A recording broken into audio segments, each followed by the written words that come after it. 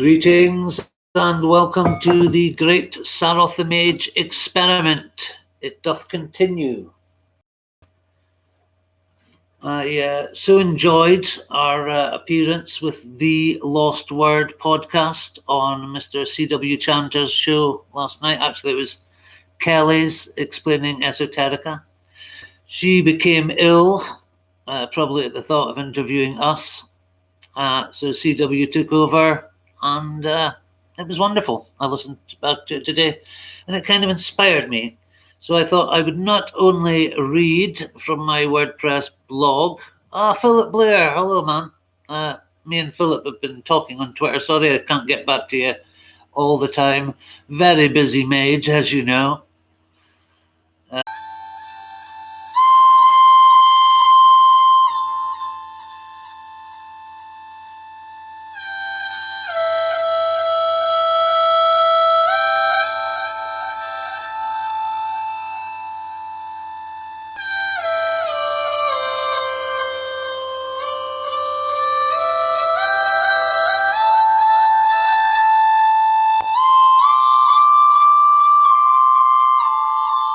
Good morning, Sarlux. Nice to have you here. Seems like a long while.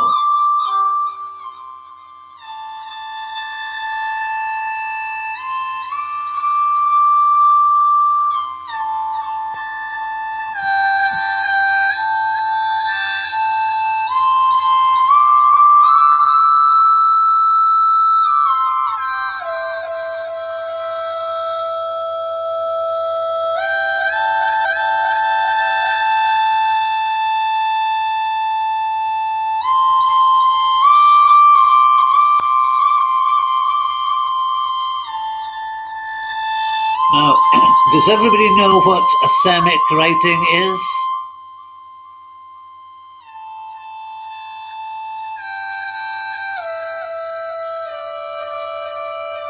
It's a writing which has no meaning. It's like Brian Gizen, he pioneered it. It's like, it looks like writing, but it actually has no meaning. So this is a little thing what I wrote about Asamic writing and the ghost of the future, I believe. Asamicism reflects post-millennial life. In this new century, we interact digitally conversing with fellow explorers of form and meaning. If language is a virus, Asamic writing might just be the cure. The word locks us into the holograph of prefabricated existence, the physical body, the dull repetition of the already written. Useless writing, which has no fixed meaning, frees us from the hallucination of reality. It's an expression of the dream body. It's the most democratic of art forms. With the advent of the internet, we are all potentially great artists, requiring no patrons. The word locks us into the impasse of linearity. Asamicism is the most egalitarian, I can't say that word, egalitarian of psychedelic art movements. Visual glossolia and streams of ones and zeros, with language now. Asamists are no longer mere vehicles for the control codes of inauthentic realities. We are all potentially art stars, all art multiverses. None of us are constrained by outmoded ideas of cause and effect. Writing blogs and sharing novelty on social media might just be the cure. Let there be light. Now, the reason there are repeated phrases here is because it's actually a cut-up, mildly cut up. Our work is the ghost of pre-Diluvian meaning. Paintings on a cave wall, pictographs, hieroglyphs. We must expand beyond sequential expression. Gallery art is dead. Art is dead. Our new hobby is sending joyful mutations into cyberspace, in quantum strings, non-representative language magic, creating images and the astral body through our eyes and ones and zeros, zeros and ones. We are Anja chakras, crown chakras, into the body, into the body. Non-busy making connections. Performing sets us free from the bondage consumers, the dead, the stream of symbols entering, of symbols entering. Never before have so many artists been able to communicate instantaneously. We are a global network of alchemists, experimenting, refining. We send our dreams before we even wake up. Like a vast brain, we create new neural pathways with ink and oils and digital effects. Painterly skills with computer technology to produce something truly new. We climb over the shoulders of giants and peer at the world from the tops of their heads. We are cells in the great neural network of ultra-modern art. A vast magical brain, create by experimenting, refining. We send our dreams, are a global network of alchemists. Before we even wake up, like digital effects, blending traditionally painterly in the great network of ultramodern, something truly new, truly new. We climb over neural pathways with ink and paint the shoulders of giants. We peer in their heads. We are skill cells with computer technology to produce and communicate instantaneously. We communicate rhizomatically. We do not dream in sentences. We are mapping the invisible landscape, dissolving boundaries between art and shamanism. In the mythical Atlantis of our imaginations, we converse in symbols, colors, and in the absence of imposed meaning, we have to extract signification from the random, the accidental, the mischievous. Gallery art is dead. Art is dead. The stream of symbols entering the body through our eyes and Anja chakras, into the body, non-representative language magic, creating images, forming sets us free from the bondage of consumerism.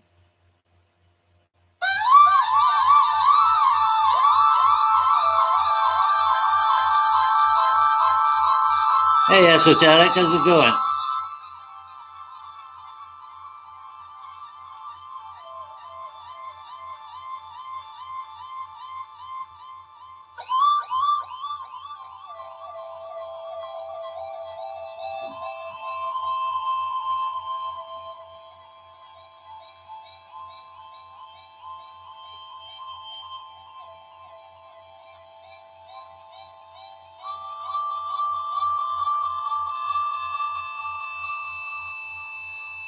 I'm a huge fan of Picasso, Philip Blair, the greatest artist of all time, I believe.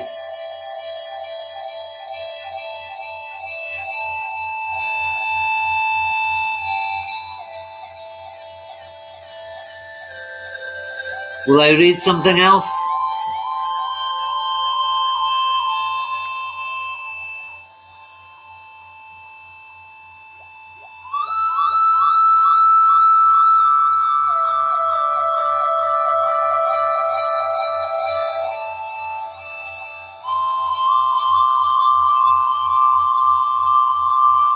You like my sweatshirt?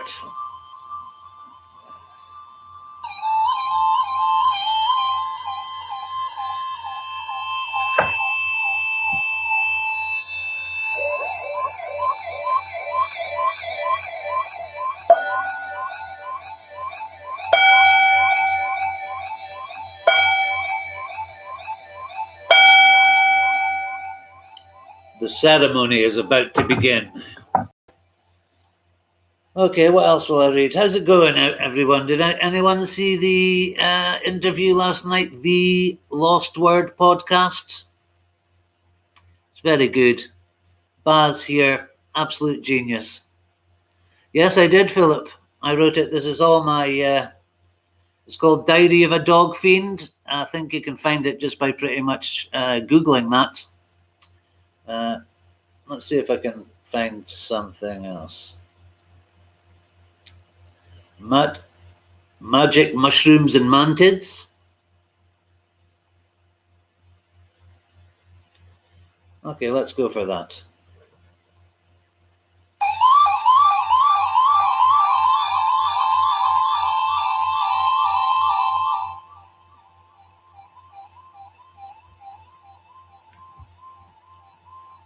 I had approximately 4 to 5 grams of dried psilocybin magic mushrooms. After deciding that I could do with a bit of a magical reconnection, I decided that today, 8th of March, felt right.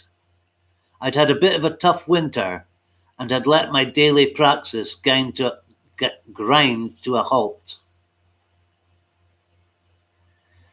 I decided, with due respect and some healthy trepidation, to go for the large dose. I prepared fastidiously, cleaning and tidying, mopping and dusting, and generally giving my studio/temple a good spring clean. I have a circle permanently painted on my floorboards and set altars in each cardinal direction, using the layout described in a previous Thosis ritual. You can find the Thosis ritual on this blog. I checked my almanac and saw that the moon would be 93% full. The sun was in Aquarius, my sun sign, and the sunset would come at 5:55 local time. All good. I fasted, didn't take my prescribed painkillers, and spent the day mentally preparing for what I hoped would be a positive, transformative experience. My first awakening as a teenager on mushrooms, and consider myself a fairly experienced user. They are not to be messed with, not at this dose, but I couldn't wait to get started. Previously, my big trips had been outside, in nature, but this was really a vision quest. Nice for such an experience, and after doing a thorough and prolonged purification and consecration of my sacred space with salt water and incense, performed a traditional lesser banishing ritual of the pentagram and middle pillar. I solemnly invoked Thoth, Isis, Horus, and Hathor, my HGA, and every guide and ally I could remember. I drank the concentrated brew with a spoonful of honey, smothered the inside of the circle with comfortable cushions and warm blankets, and meditated, waiting. I didn't have to wait long. Within 30 minutes, I was coming up heavily. The candles glowed and the air shimmered with beautiful translucent colors. I could see flashes of light, blue at the edges of my opened eyes, and empty space took on the quality of a cubist painting, divided into pentagrams and hexagrams. I was frankly surprised at the intensity of the experience, but closed my eyes and just let it happen. To my amazement, the first thing I saw was what can only be described as a Geiger-esque insectoid figure. It was clearly mantoid in form. In all my years of psychedelic and occult visionary work, I'd never seen anything like this. I was thrown by this ugly-looking creature, and as I grappled with the shock, I became aware of many other entities.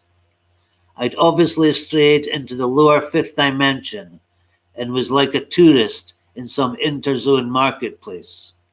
I was being harangued by shells, posing as gatekeepers, each one insisting I cut them a deal.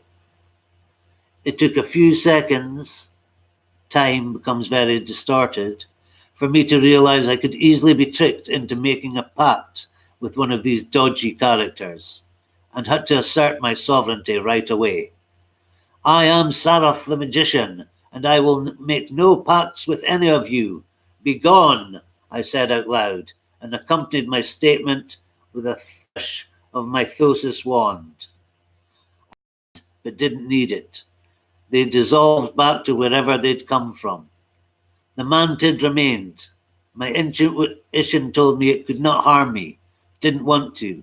There was some kind of telepathic exchange, and it used my name, Saroth, and politely asked if it could observe.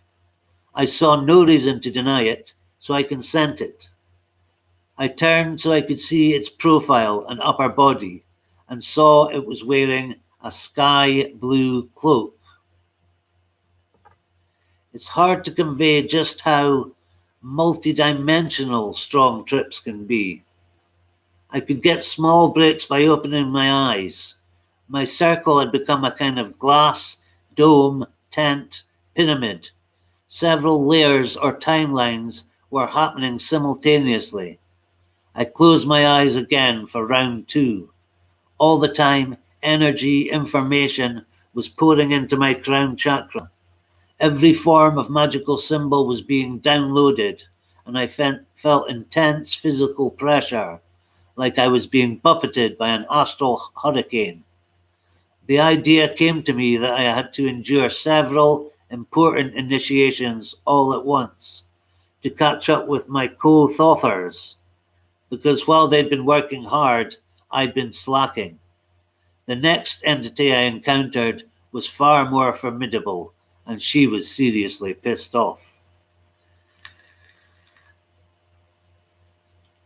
It was a huge female hooded cobra. Again, she looked very like an H.R. Geiger artwork, with a female, almost humanoid face.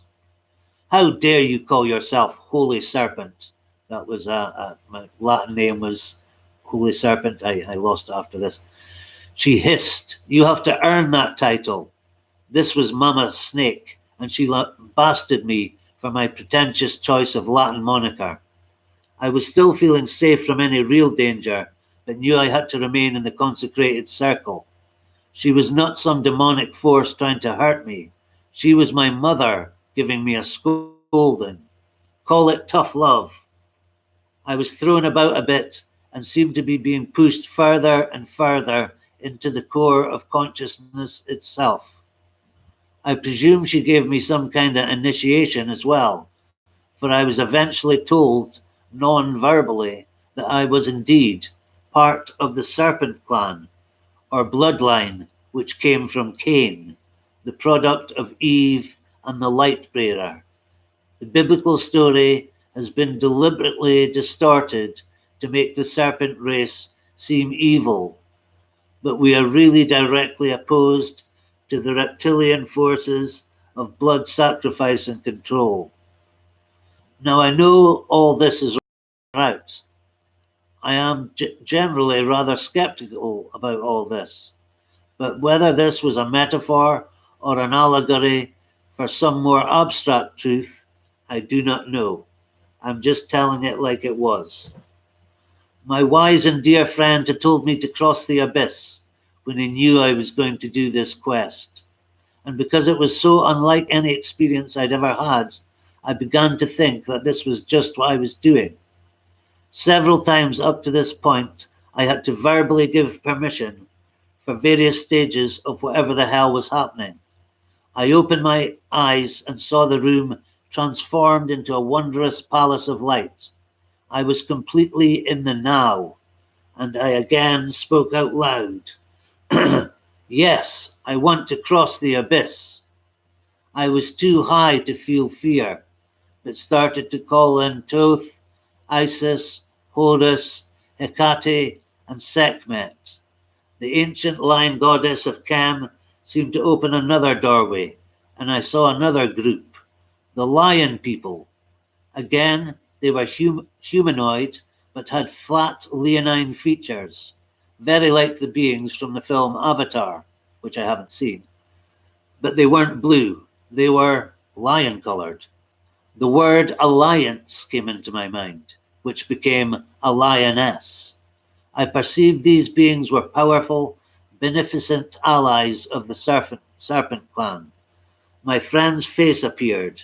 It was like he was talking to me in real time. It seemed he's established some kind of permanent enclave in this dimension. He was like, dude, I told you. And I laughed with joy at the hyper weirdness of it all. And yes, I think I did cross the abyss. I really cannot describe this bit. It has to be experienced. And there is an aspect of which I am not permitted to talk of. Not because I'm some shit-hot adept, but it was part of the deal. You're not allowed to spoil the secret of what this entails, because it would be like telling you the ending of an amazing mystery film you're about to watch. Please don't think I'm making claims to any kind of hierarchical grade. I'm totally against withholding information that can help people evolve. Do the magic with an open mind and sincerity and take the sacrament. It's our birthright. Okay, at this point, I'm about halfway through the trip. In part 2, things get plain ridiculous. Throw in Freemasonry, St. John the Lennon, Yoko Ono, Johnny Depp, and Baphomet. Add some real-time telepathy and a great deal of love, and there you have it. This post is already too long, so I'll stop there. Did you like that?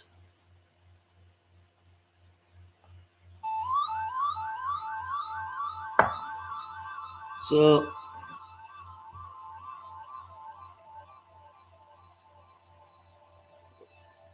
while I'm here, let's do like a ask me anything kind of thing. So, any questions from chat, put them in caps, and I will answer to the best of my ability. So who have we got? Baz, Sarlux, Philip Blair. 4 people watching, 4 likes, that's always good.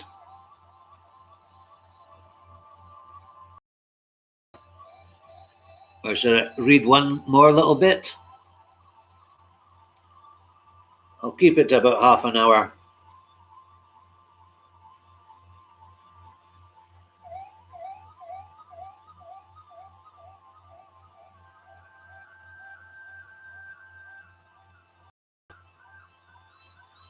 Am I a Typhonian?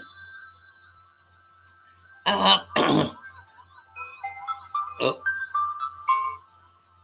phone call. Am I a Typhonian? I am certainly more of a fan of Kenneth Grant since we did the show, which I recommend to everyone. What was it called? Sex, Drugs and Bing. The work of William Burroughs, Carlos Castaneda, and Kenneth Grant. But I did think he was guilty of overwordiness. But yes, I am a Typhonian. How did I get started on this journey, Philip Blair? Well, I was always fascinated with the occult. Hammer horrors used to be a particular joy of mine as a young man. Buxom wenches and loose robes, nudity. I used to watch them with my dad, actually. It's one of the few bonding experiences my father and I had.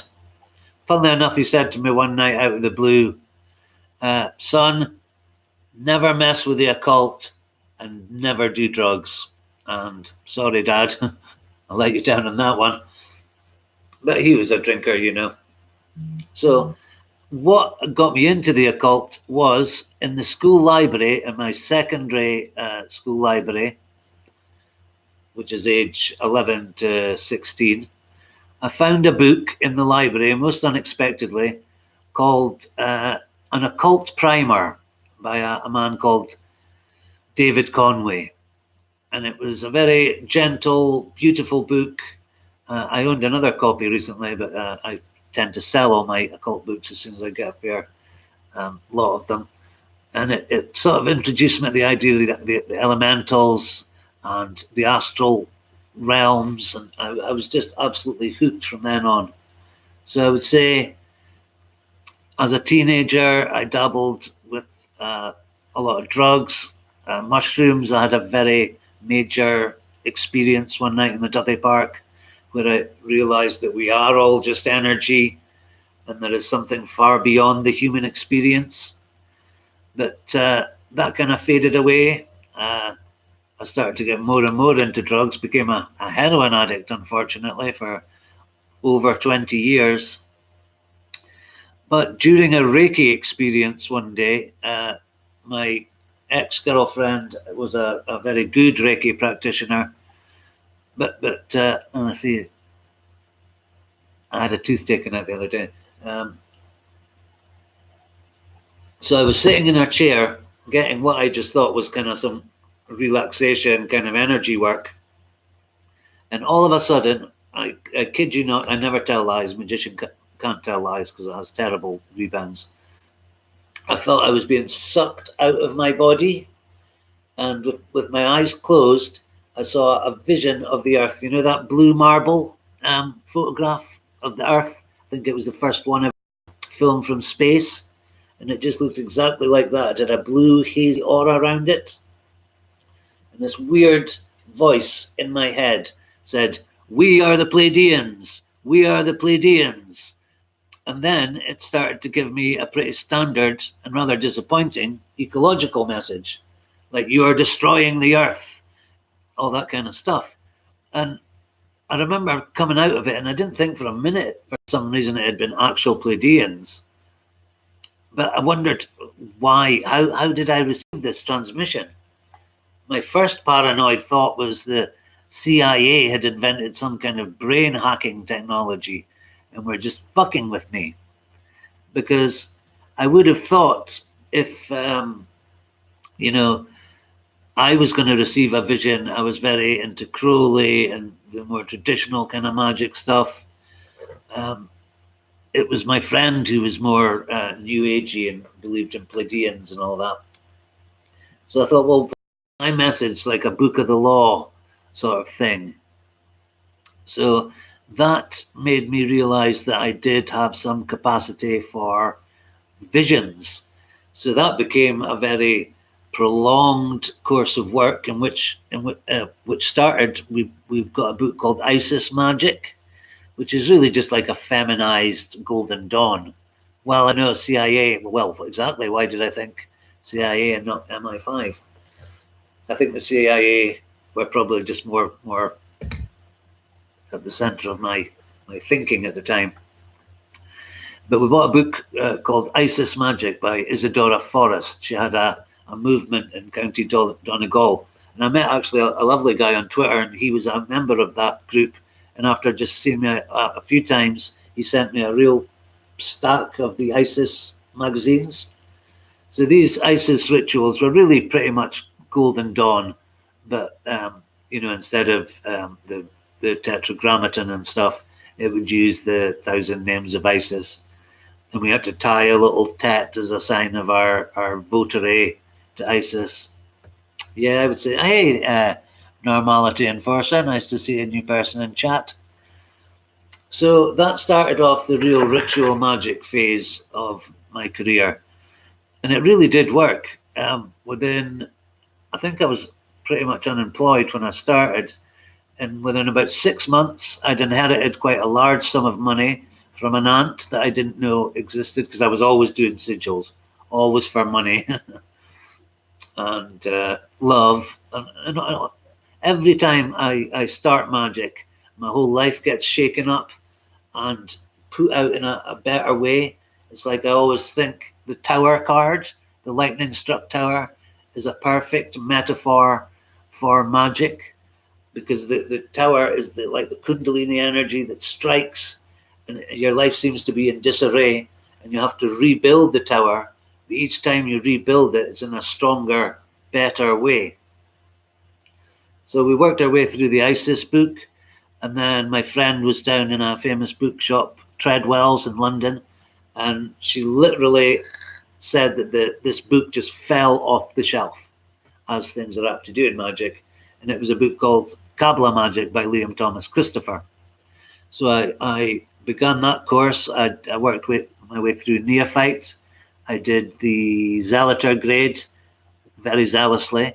I did Theoricus. And then I was about to start Practicus, and that's the water grade. It deals with emotions, because like Neophyte is just getting you used to ritual, your basic lesser banishing ritual of the pentagram and your banishing ritual of the hexagram. They're your two main ones. Yes, please do hit the like. Thank you, Philip. I think I'm going to make you a moderator. You're a nice chap. Oh, no, that's not doing it. How do I do it? Add moderator. Hey, Philip, you are now a moderator. Congratulations. Baz, are you a moderator? You certainly should be.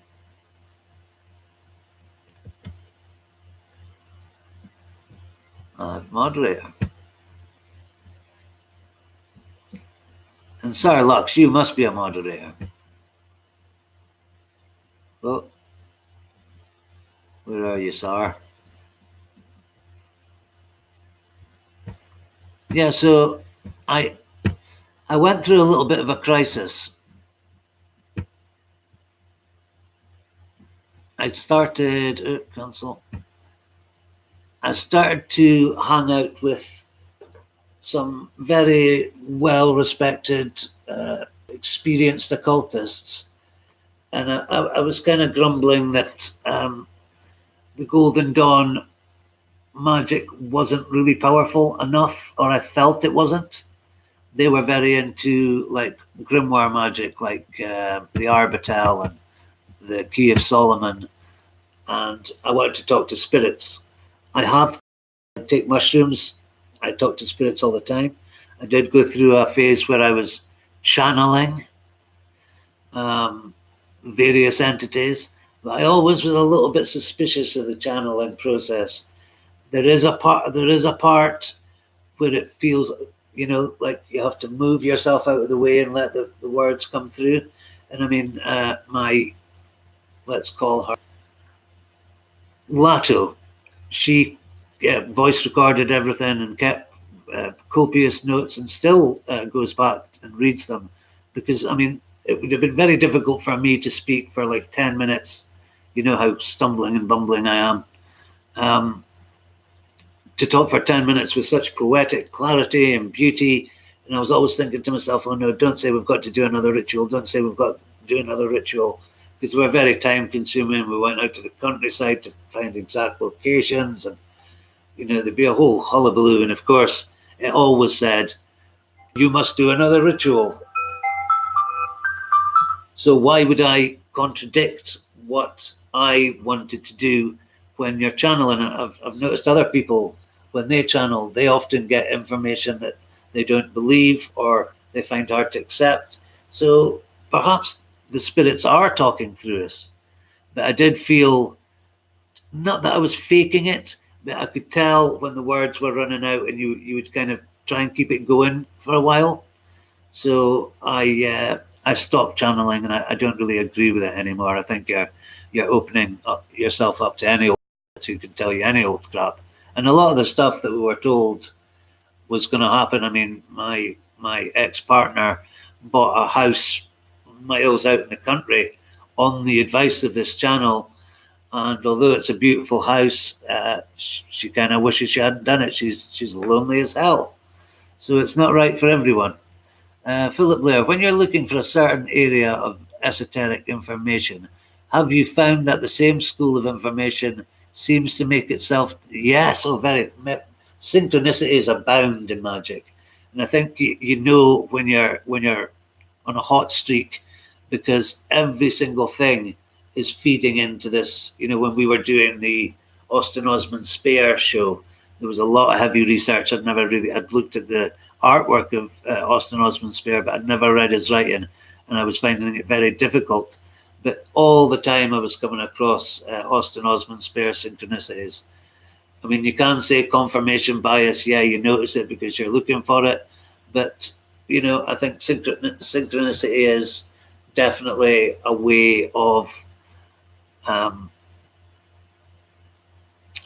gathering information, you know, even seeing like the same numbers again and again and again. 222 is my magical number. And I know I'm going to have a good day if the first car I see is like 222.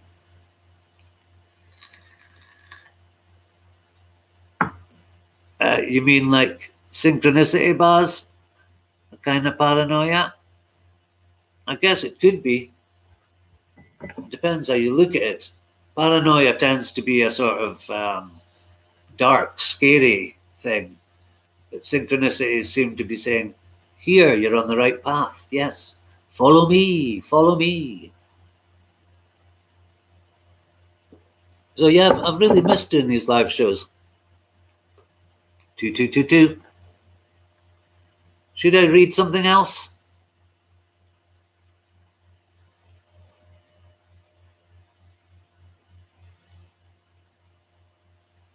I'll play a little oscillator while we're waiting.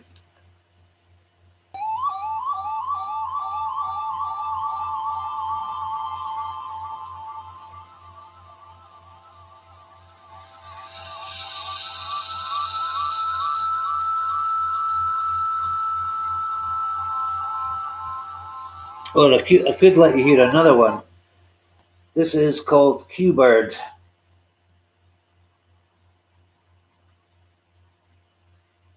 It's kind of nice.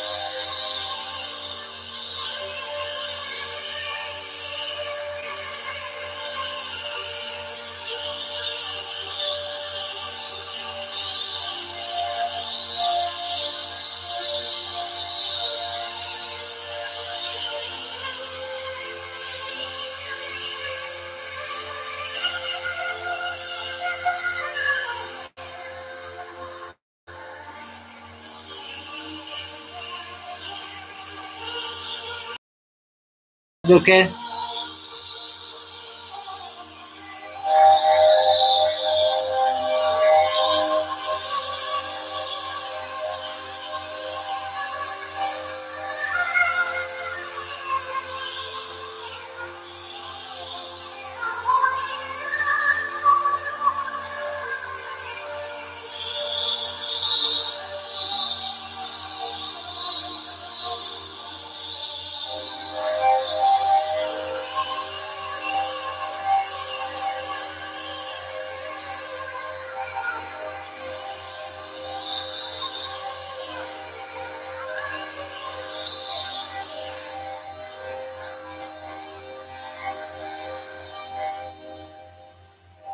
How did that sound, chaps?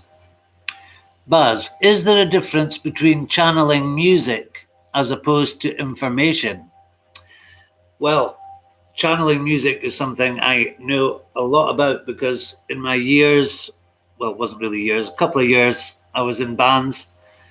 And absolutely, I believe in the aerial theory that, you know, the music's swirling around us and we are just kind of drawing it down through our neural transmitters.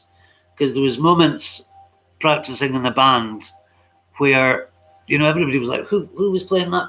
Notes begin to play themselves. You know, when there's instruments, there's keyboards, there's guitars, beautiful melodies appear out of nowhere. So I think we are decoders for this divine soundtrack that echoes through the universe. I mean, has anyone ever heard the recordings of planets and the weird electromagnetic sounds that they make? My little 6-year-old pal, Mel's boy, Solar Stars lad, he absolutely loves listening to the planets because it's kind of spooky as well. He likes to be scared. So I might read this one. These are all very old and slightly embarrassing now.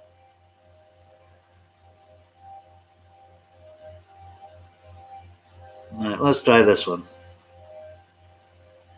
Speaking as a human being, I had no idea that initiation was not a one-time deal. Not even like smack, where one taste tends to lead to addiction.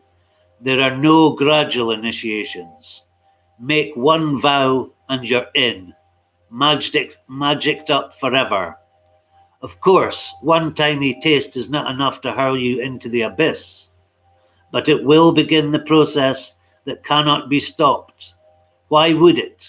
Push a button, perform certain formulas, and warheads are launched and babies conceived. If you didn't want to start the war, you shouldn't have activated the code. Magic, like time, is speeding up. Or maybe it's the other way around. Who can possibly know? Magic is not about knowing, it's about asking.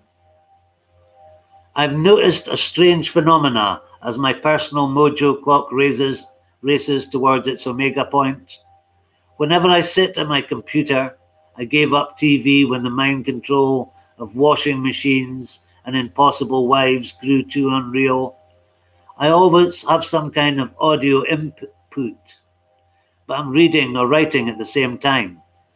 Whether it be BBC Radio 4 or some bizarre YouTube stuff, whatever I'm reading, writing is reflected in what I'm listening to. This is perhaps explainable when listening to YouTube occult themed podcasts, but it seems that whatever random shit I'm listening to becomes entwined with what I'm thinking. And this is kind of going along with the synchronicity idea. I'll literally be listening to a news program and they'll use phrases that I've just thought in my own head. It's getting uncanny. I can't remember specific instances because it's so common, I can't remember even the most seemingly obvious examples. I have no idea what quantum entanglement means. Well, I do, but I can't explain it, and this is not an essay. I like the Crowley quote where he lists a list of magical concepts and jargon. I'm too lazy to Google them. And then blows the whole lot away by saying that no objective reality should be attributed to any of it. To paraphrase quite closely, I believe, if you do certain things happen. Push a button, perform certain formulas, and warheads are launched and babies conceived. If you didn't want to start the war, you shouldn't have activated the code.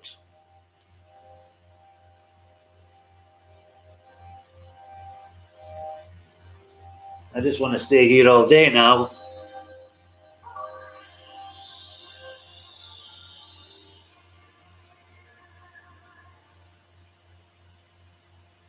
Oh, wrong way.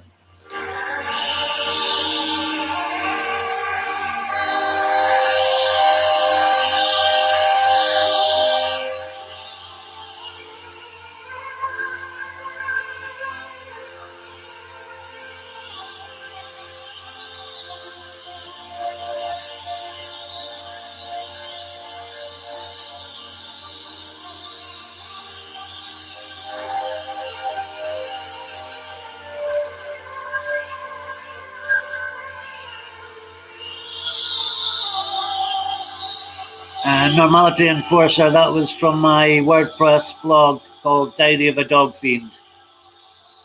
I could post a link in the video after I'm done.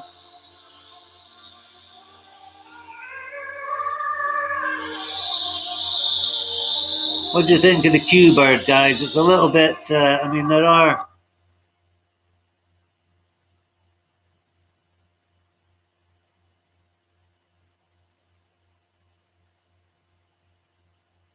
There's supposed to be other. Oh, it doesn't seem to be working. Right. I'll read one more piece.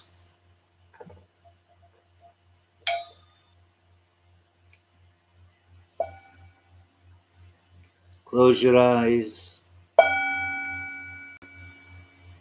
Take deep breaths.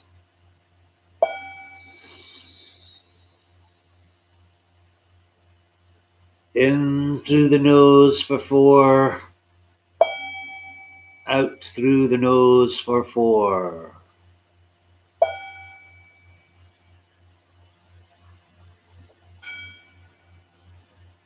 Right. What shall I read? What shall I read?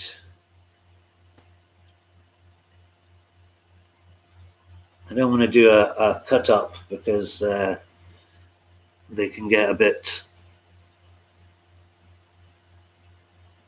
Okay, I could do a slightly comical piece.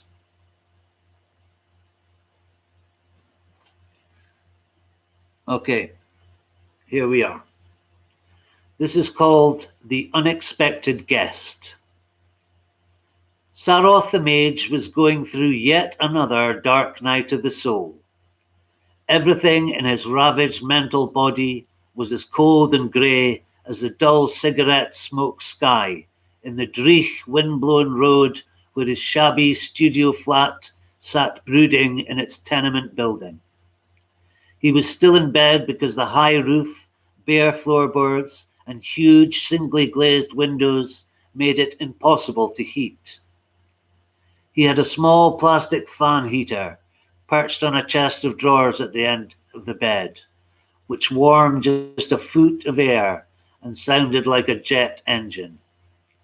He wore an oversized woolen cap, which he had to keep readjusting when it slipped over his eyes as he stooped over the keyboard, watching his hands prod out the occasional pedestrian sentence in fingerless gloves. He could see the disheveled wooden blinds move as the wind battered the grubby glass. He wrote another paragraph, read it, and deleted it.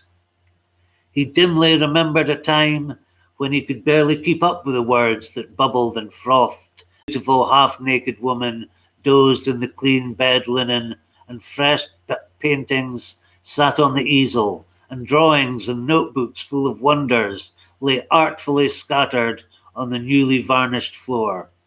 And it could have been the 60s, Tangier perhaps, or New York, one of those magical nights, summer, his skin still tingling from the afternoon sun on his skin. He was younger, no grey hair.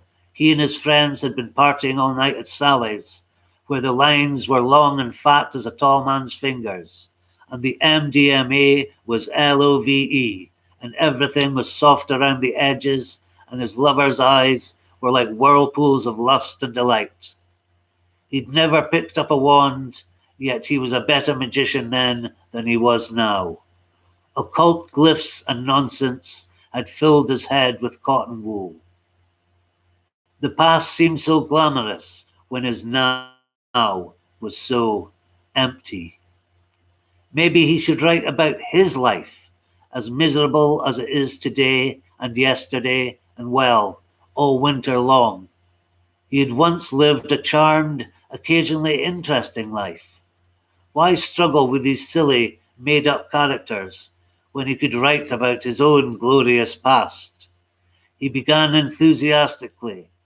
Tales of knife-wielding yardies competed with a biography of his band, after parties and ecstasy-soaked nights at the Pelican Club.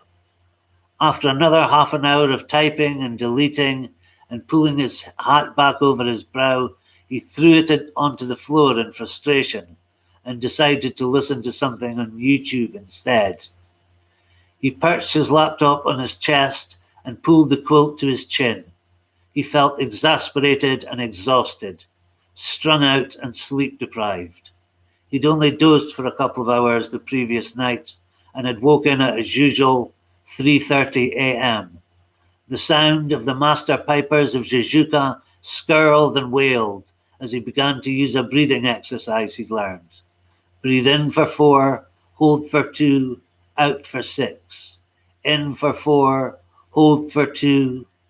Greyness gathered at the edges of his vision. He began to drift. He was just escaping into a dream when a sharp rap on the door ripped him awake.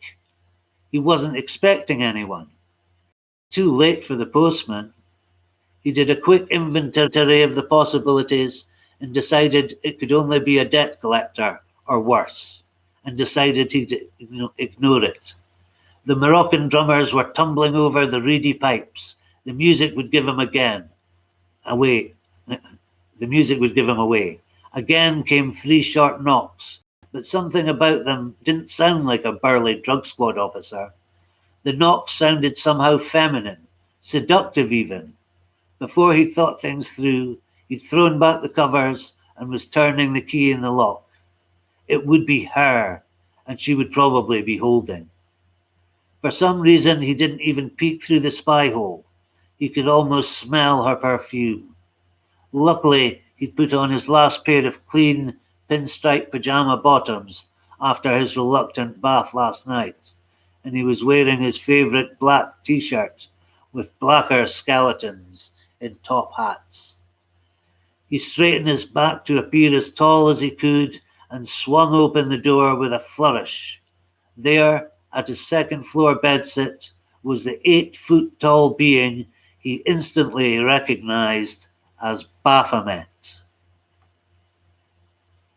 The ass-headed entity stared down at him with casual disinterest. A leather greatcoat covered the creature's ample bosom.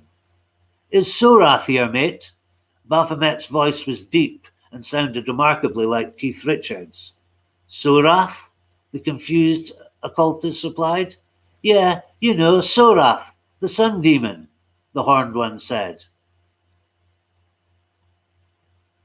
The horned one said, "Sun demon, like the diminutive human, should be as familiar with the name as he would any celebrity, like Simon Cowell or Rihanna."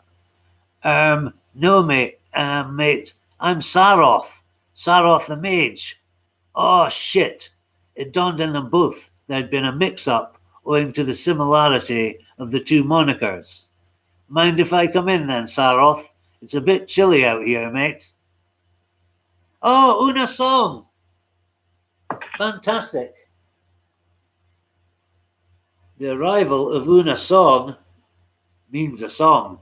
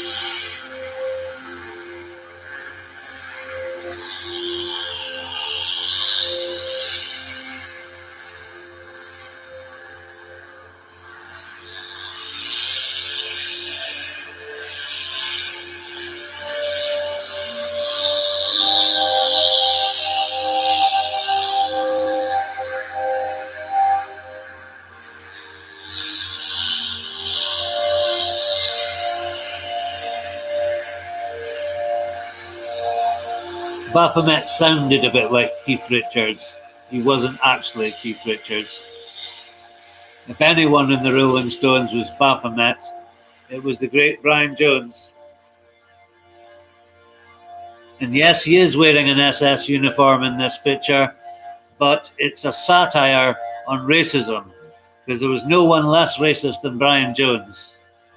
I think he also wore it for bondage sessions with Anita.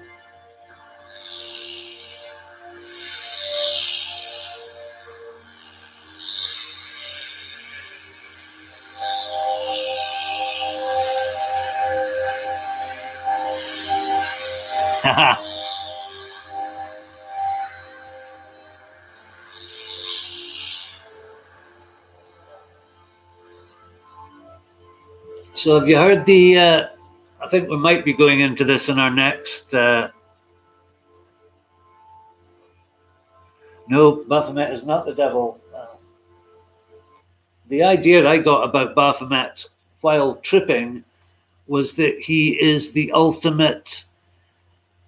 He kind of in that mushroom space, wherever it is, he is a super powerful, super trippy entity.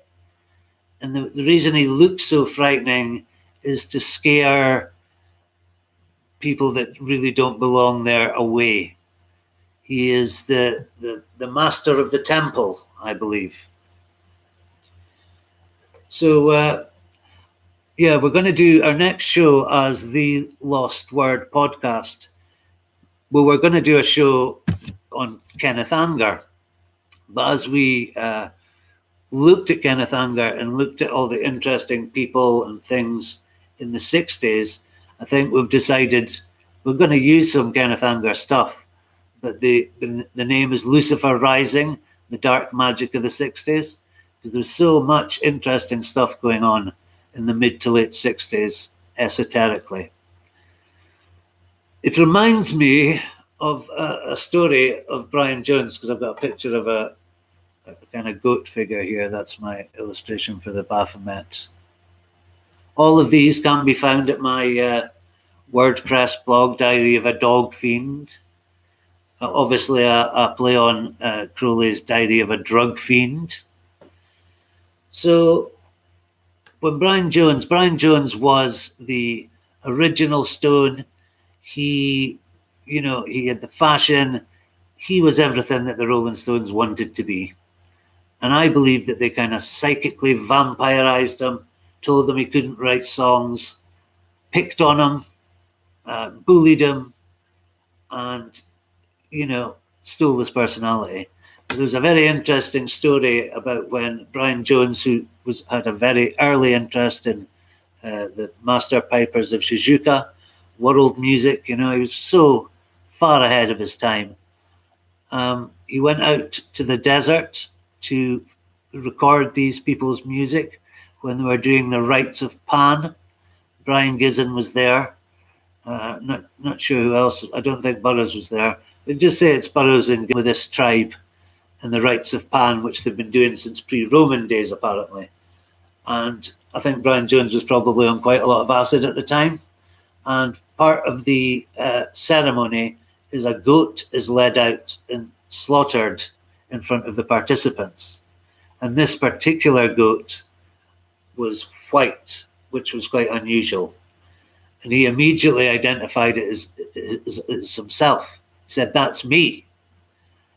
And 2 years later, he was dead, drowned in a swimming pool, apparently.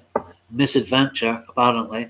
Although there are claims that he was actually murdered by one of the Stones' henchmen who... has anyone ever seen the film Stoned? It's quite good. But that's something I'll definitely be wanting to go into in the Dark Side of the 60s podcast that we're going to do. I think it's going to be really fascinating. Let's see. A man went into in India for an entire half an hour. The abbot tried to tell him everything he could to discourage him. They wanted him to understand what he was getting himself into. Yeah. I would say the same thing about magic. There have been times where I've cursed the very day that I got into it, because it does provoke some pretty strange mental and physical states, and it totally changes your life. Before doing the Golden Dawn rituals, I was pretty hopeless, a heroin addict, jobless, didn't see myself as any prospects. As soon as I started doing the Golden Dawn magic, I got a job, I got a flat of my own, I inherited money. You can see Stoned, if you know any I don't know that I never watch illegal films anymore. It's out on DVD. I'm sure you could find a copy of it on one of those film sharing sites. I think it's really interesting. It's all about the relationship between him and the guy that I can't remember. Tom Kaylock was one, but it wasn't him. There's actually been a book. It was a deathbed confession. It was like, yeah, well, basically, I killed Brian. They got in an argument in the swimming pool because Brian Jones was an extremely strong swimmer, and they reckon that he just wouldn't have drowned. He wasn't taking a large amount of drugs at the time. He did like a drink, but you know, he was really cleaning himself up towards the end, and he was going to form a band with Jimi Hendrix and I think Keith Moon. Imagine that.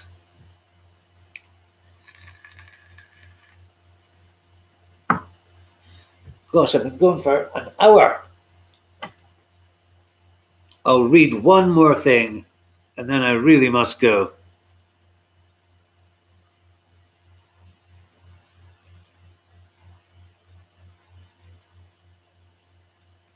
Okay, here's a poem.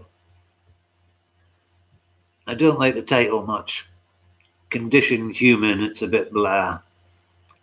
But anyway, I used to write this kind of poetry when I was withdrawing from heroin. It makes you very, when heroin damps your emotions and you really can't feel anything, you get very emotional, and it's actually quite beautiful if it wasn't so painful. It's called Condition Human. Sometimes it all just pours out like tears, a waterfall tumbling over ancient stone, that beautiful, fragile sorrow, music that could never be played, but we hear it and our vessels overflow. What is it that ignites our lumps of flesh and makes the worst of us dazzling angels of terror and exhilaration? Equations and cave paintings, a carnival, a freak show. What will become of us?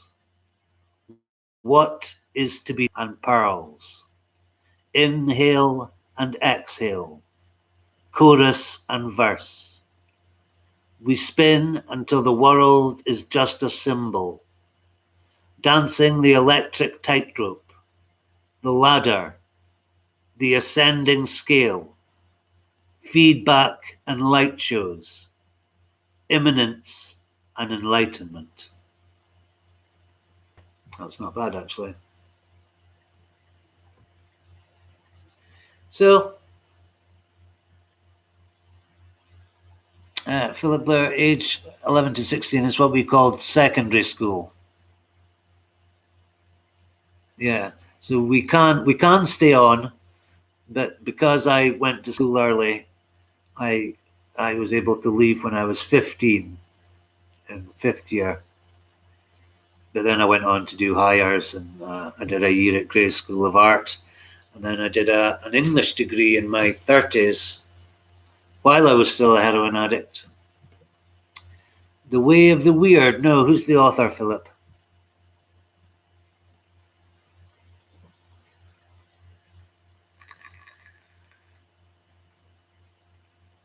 Got 8 people in chat now. That's not bad for this time. There's a new documentary about John Lennon on YouTube.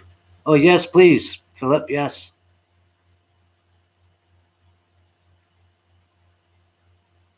Brian Jones, Monty Python, yeah. Brian Jones was a beautiful man, wonderful dresser.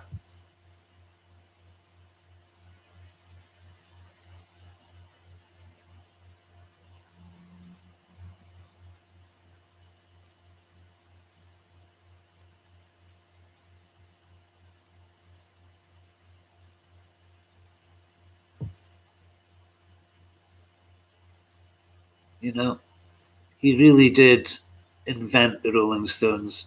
They were just provincial, middle class boys. Brian was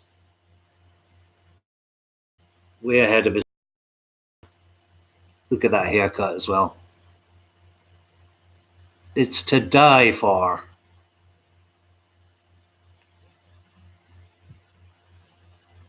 Yes, you can go to college at 16. Yes.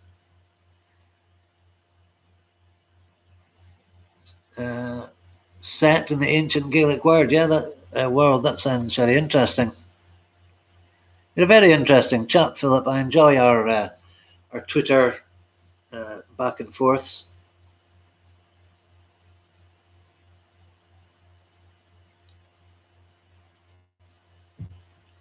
Should I read one more thing? I can't drag myself away. Right, one more thing, and then I really should go. Although I am going to do this more often. I used to get very nervous, but yeah, Una, it was.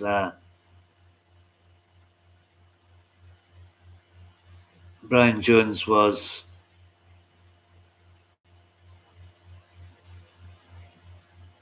a genius.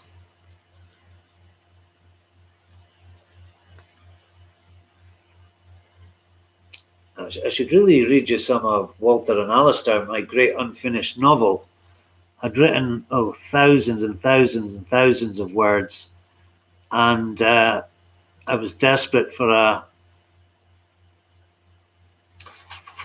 fix one day, and gave my laptop to a Liverpool drug dealer and didn't back it up, so I lost pretty much everything apart from a few bits that I've managed to keep on here.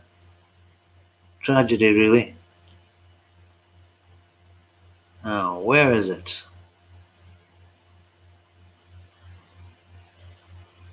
Sorry about the dead air.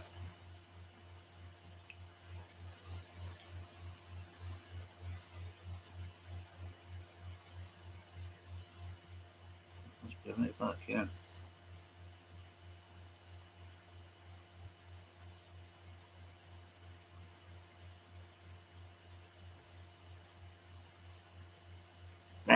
Sorry, guys. It's here somewhere.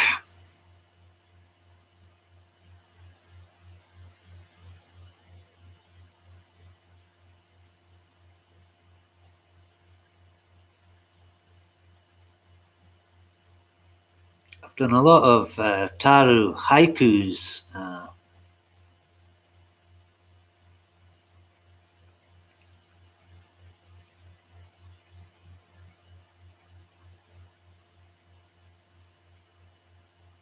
Let's see.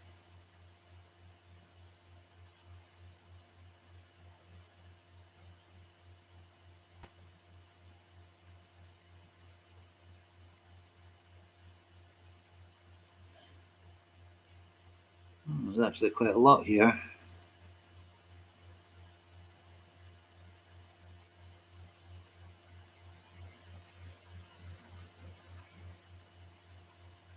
Okay, so I might do this bit.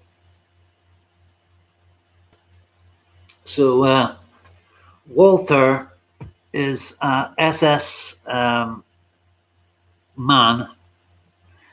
He's not a fascist or a racist or anything. He joined for the uniform and the girls, and it was the done thing to do in Germany in the 30s.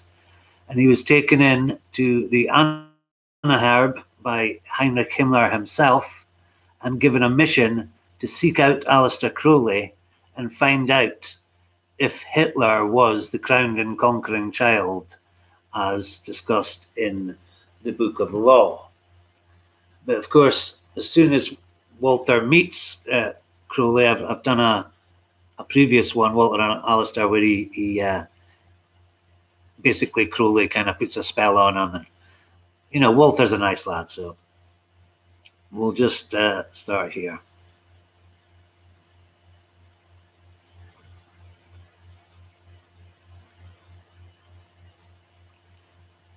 So he's back in his room, supposed to be making his first report to his German spy master. Back in his room, he removed his transmitter from a battered old brown suitcase and knelt beside it. Keep it simple, he told himself, and began to type. The message simply said that he had embedded himself without difficulty in in Hastings, despised the people and their pretensions to still having an empire, had established contact with Crowley's lodge, and was waiting an appointment within a few days. He rounded up with the arse-licking hymns to the Führer und Fatherland that had become standard in even the smallest missive, and as he pushed on the final stop, exclaimed, "Fuck you." He really was made for this job, he thought happily. He reached under the bed for his satchel, which contained his Crowley files, popped a brown pill into his mouth, and began to leaf through the yellowing newspaper clippings and extracts from his new friend's writings. Folded up on the bed, back straight, legs hanging over the end, he placed his pillows behind his shoulders to get as comfortable as possible and began to skim through the material. Photographs of Crowley, with foppish curly hair, about Walter's age, on a mountain expedition, burned and bearded, glaring into the camera. One with caption, "Conducting Rite of Saturn, 1910, which looked like his subject was performing Macbeth. Extras gathered at the feet of the king, all while wearing the pentagram on white robes. One of them looked rather like a high SS man in full dress uniform with decorations. He held a scepter, and a huge golden chain hung from shoulder to shoulder of his robe. Pinned all over one side were more medals and ribbons than even Goring would attempt. The cap was more like a fez, and Walter couldn't make out the badge at all. It was in the shape of the cross, but on closer inspection looked more like a bird in flight. Walter couldn't add it all up. So many titles, costumes, the family man with a sweet little girl balanced on his shoulder, a skinny young aesthete doing an Oscar Wilde in satin, nose in the air, the handsome, serious author gazing into the far distance. One of them, looking freakish, sat crossed legs in a yoga position, huge belly spilling over his loincloth. The features of his face so grotesque, Walter couldn't believe this wasn't some kind of hoax. The one thing that linked these pictures, which could have been 25 men at first glance, were the eyes. They drew you in and kept you there, with baby over shoulder. "Walter, doing your homework? That's the ticket. The woman in this picture is my first wife, Rose. Unfortunately, she can't say hello." His voice darkened for a second. "She was Urda, the one that brought me the book. The little one? Oh, she's off doing her own thing. We still talk." As Crowley was heard to clear his throat, Walter remembered from research that the child had died just after Alistair had left his wife and child to find their own way back from the Near East around 1905. The narcotic, which Walter guessed was a very strong, fast-acting derivative of morphine, made him feel, despite or because of the talking photos, pigs in top hats, the scene in the temple, all of it was exactly as it should be. Walter's mind unfurled and found and formed new connections. Notions of art and science collided and split off, forming entirely new ideas. He saw that time was a kind of flexible jelly, and you could go back as well as forward. Every picture showed part of a scene that was still running somewhere. Are there as many Walters as Alistairs? He asked himself dreamily. Not bloody likely, lad, ha ha ha. It was the picture of Crowley in his splendour. Baphomet, supreme and holy king of all Britons that are a sanctuary of the gods, the caption read. His mind was purring like a perfect engine. Before he gave himself over completely to his reverie, he picked one more picture out of the file randomly. It was of a beautiful, strikingly beautiful woman. Her hair hung straight and long over her shoulders, which were bare. She held a symbol that covered her breasts, but she appeared to be naked. Walter was suddenly excited by the image, but it was the face that he fixed upon. The way her hair fell around and framed the face most beautifully. Her dark-lidded eyes shone with intelligence and a soft power. Her perfectly straight nose pulled darkness under her brow, and that mouth, lips large and sensual, parted slightly. She was at once carnal and innocent, passive with the power to annihilate. Leela Waddell, mistress of the beast. Walter slept like a daddy longlegs. His legs and arms almost formed a swastika on his tiny cot. Photographs and documents were strewn all over the bed and floor. The party. He shook his head and looked at his watch. 7 p.m. Okay, God, those pills were making him sloppy. He pushed most of the file into the leather folder, but kicked a couple of photos under the bed. So eager was he to get to the party. He crashed into the dresser, flung open his clothing suitcase, inspecting this shirt, then these trousers. He hadn't been at a party since his standard Führer training, and then it had only been one glass of beer, Bach, and bullshit. This one, he was sure, would be something else entirely. Walter was running a little late, a sign in itself that the rigorous train washing and brainwashing he'd been exposed to, first as a Hitler Youth, then at the SS Academy, was wearing off. He didn't know what to wear. He imagined the other guests would be, well, anything was possible. After having some difficulty in finding the right house, he finally recognized a glossy black door. The number 222 in gleaming silver confirmed it. He used the jaw of the strange metal gryphon to rap loudly. It was a clear and dark ultramarine blue night, and as he looked up, he could see the perspective of the stars, some nearer, some millions of miles further, some burning white fire, others orange or pink. The door opened, and a lovely, familiar face greeted his gaze. It was that girl from the photo, but this girl was younger, if anything, then. Was it Leela? The shiny dark hair hung over her shoulders. Her eyes. Her Wilvers? The young woman asked. A little smile rippled across her face. I can see by your expression that you've seen the photograph of my aunt, Leela. I am Margarita, but call me Rita instead. She looked Walter straight in the eyes, winked and smiled. Now come on, the beast awaits you. She was dressed in the sheerest of silks, petite, maybe 5'4", and barefoot.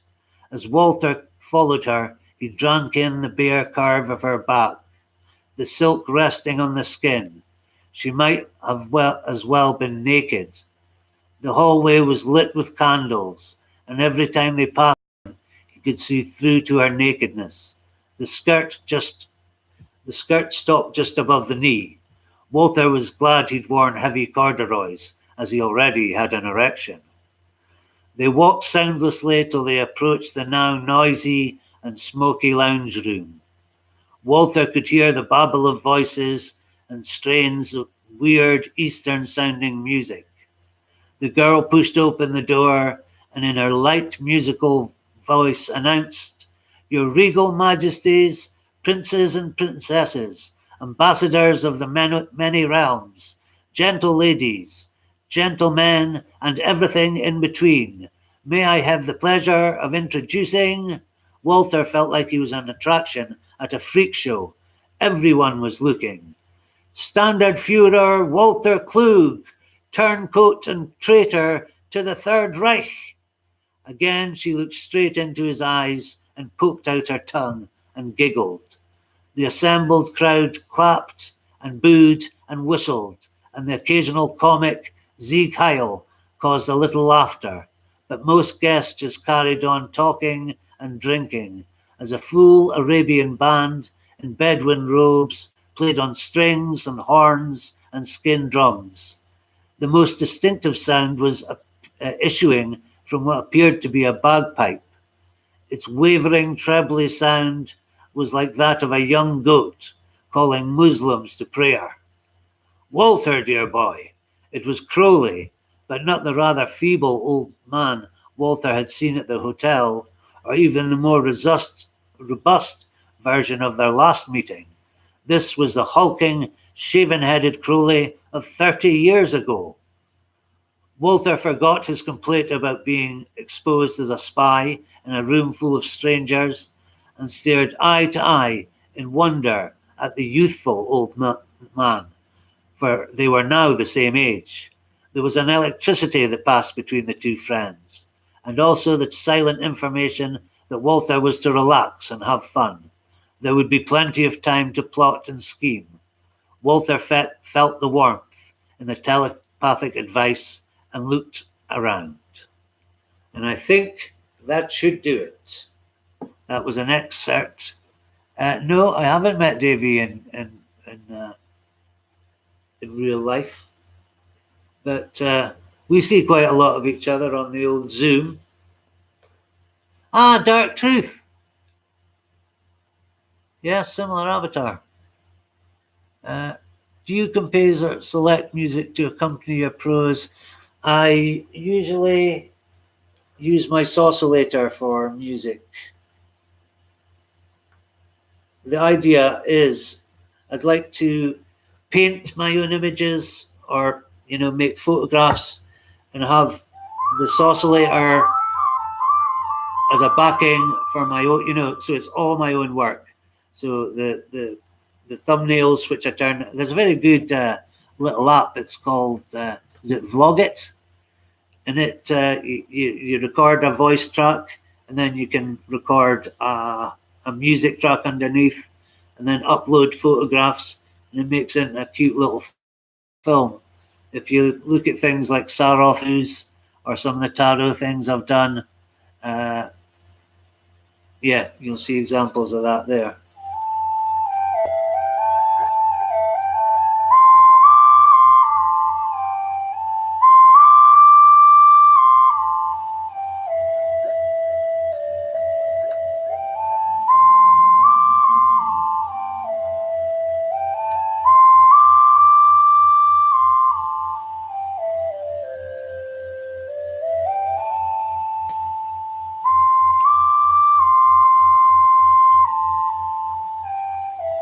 Yeah, Dark Truth, your avatar does look a lot like Davies. I actually thought it was him in.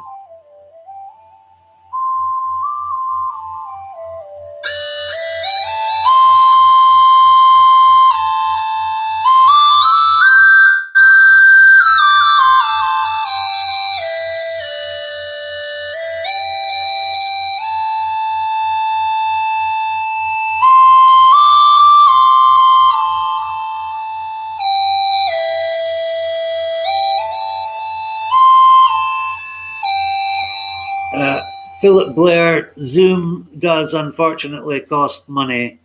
I can't remember quite how much. It's reasonably expensive. I think it's like I use the free version, but it only lets you stream for 40 minutes. Although sometimes they will give you a little thing saying, "Oh, we're letting you go on for longer." But we use, part of the reason that we formed the Lost Word podcast was because Davey generously lent us his Zoom, because without Hangouts, it's very difficult to have people on, so one-man shows have never been ideal for me, although I'm kind of enjoying this one. When I was talking about the planets, did you mean Gustav? Was I talking about the planets? Me?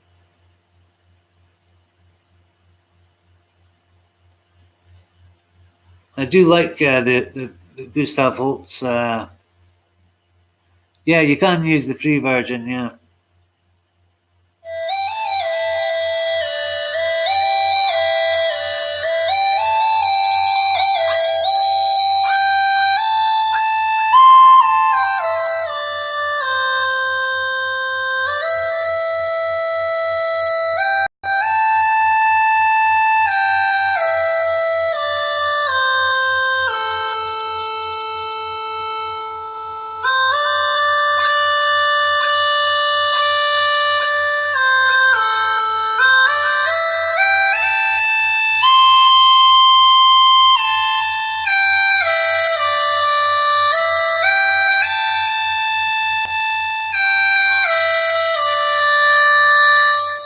Yeah, Philip Blair. If you do find my Diary of a Dog Fiend, a lot of my own work I do use to illustrate the poems and stuff that I've got written there.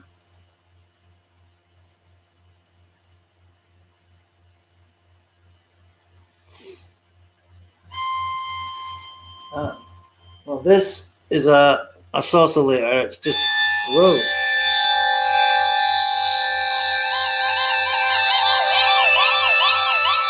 It's a free app. If you just with Android or just go Play Store, Saucillator, SAUCILLATOR. The only thing is it's a little bit limiting because you know.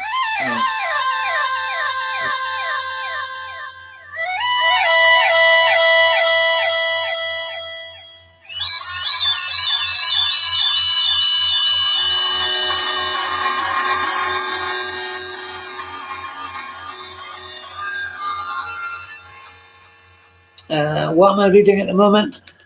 I tend to pick through books. So today I was having a look through the Veritable Key of Solomon. Very fine book. It's the Stephen Skinner, David Rankine one. I've also been looking through a beautiful gift from my dear friend Baz, who sent me this. It is in a breathtaking ride along a fume of ink and sequins, David J. plots the delirious trajectory of a band who sparked the Gothic movement's second extraordinary emergence from the cutthroat history and thousand-year-old churches of Northampton. So that's a good one.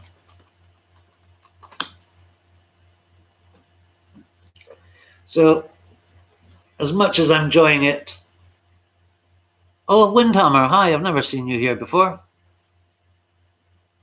Yeah, so just this oscillator, it's got, you can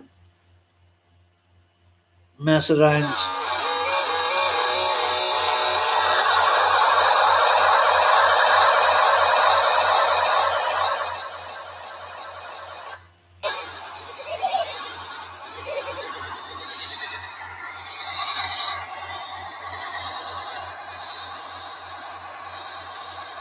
Really, Unasong?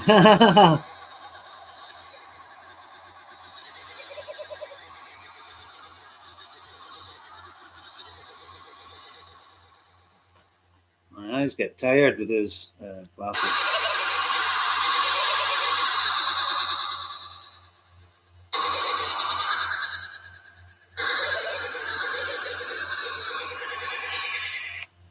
Right, I think I will read one more thing before I go. I know you want me to.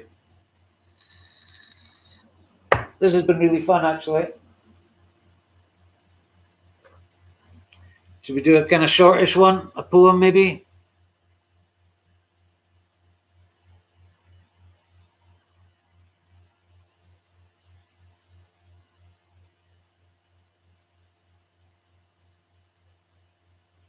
I've got some good tarot ones. I think, is this a haiku? Yes. I did a series of haikus. This one's called Art. The great work in progress, alchemy of word and paint. We invoke black fire.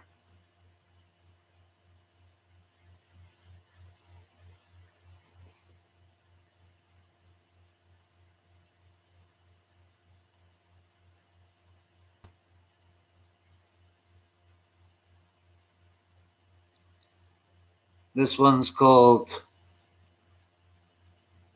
Cynocephalus Blues. I seek no peace but the babble of 1,000 tongues, not to banish but invoke, no stillness but the divine frame boy of the new apocalypse, No time for death like sleep. Adventure and mystery wait impatiently. Thee I invoke. Strings of barbarous sound, a universe of music.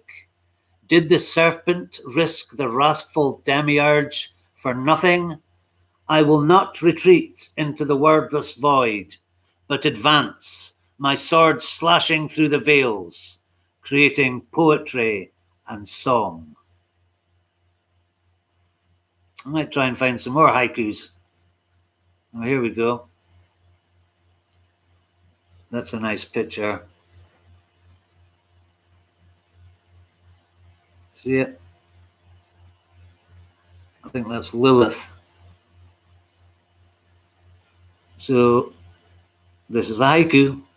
Virgin daughter, who would dare to rend thy veil, blinded by white fire?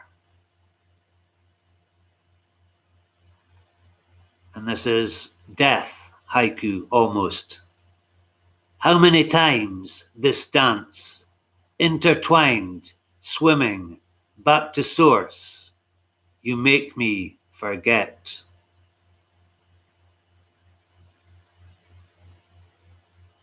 This one's the Chariot. I have built my ship, invoking thee, Belaroth, to cross the abyss. This is the Devil haiku. I, my will is set. Liberate, initiate, heed my horny joy.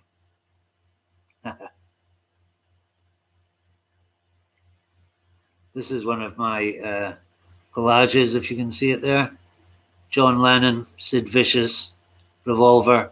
It's got like counterculture written there. The Hanged Man, initiated, darkly through the looking glass. All is back to front. The Hermit, staff in hand I come. My lamp doth seed the waiting earth, fields of midnight corn. The Aeon, fire replaces air. Horus Mat have conquered all. Love the only law. Oh, that's another one of my my paintings there. See, it's like a little landscapey sort of thing.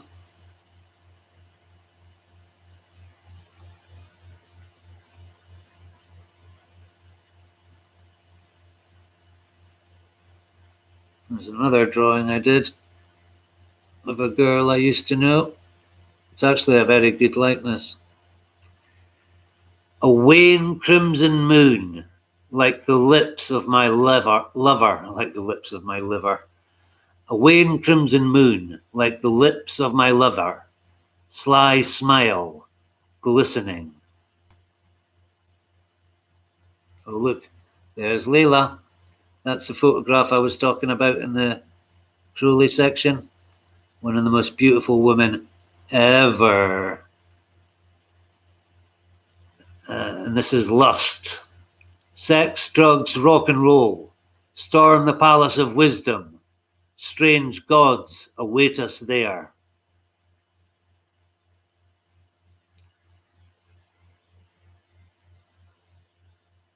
I think we've done that one. Okay, right. This really is my last one.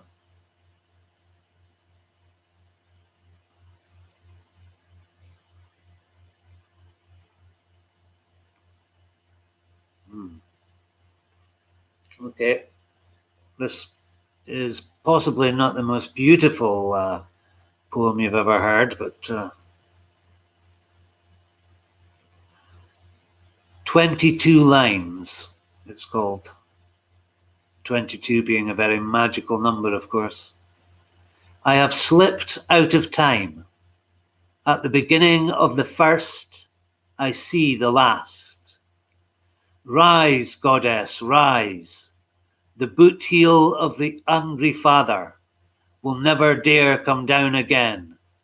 He's been drinking cheap whiskey, blind and dying on an atrocious throne. It is you who birthed us. We shall protect you. We will gather in sacred groves and secret grottos, invoke angels of terror and delight, reconsecrate the blasted earth, construct great pyramids of light, destroy the destroyers with the arts of love, the light caress of a feather, the flower in the barrel of the slave god's mindless guns. Okay, that was fun. I enjoyed it. I hope you did too, with some enchanting fairy music.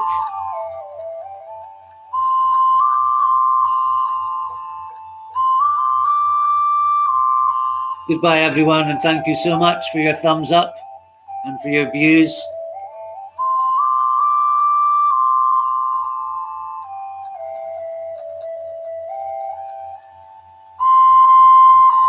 Yes, Philip, I do read on electronic devices.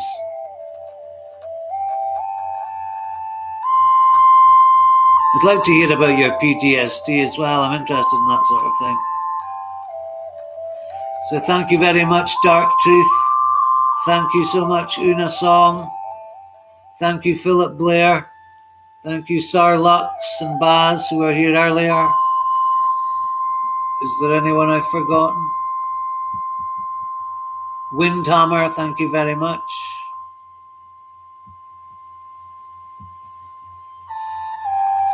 No News, thank you.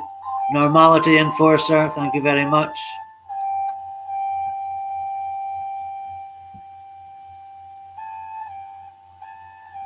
Yeah, I think that's everyone. Okay, thank you so much, guys. It's been a pleasure. We'll have to do it some other time. Farewell, my friends.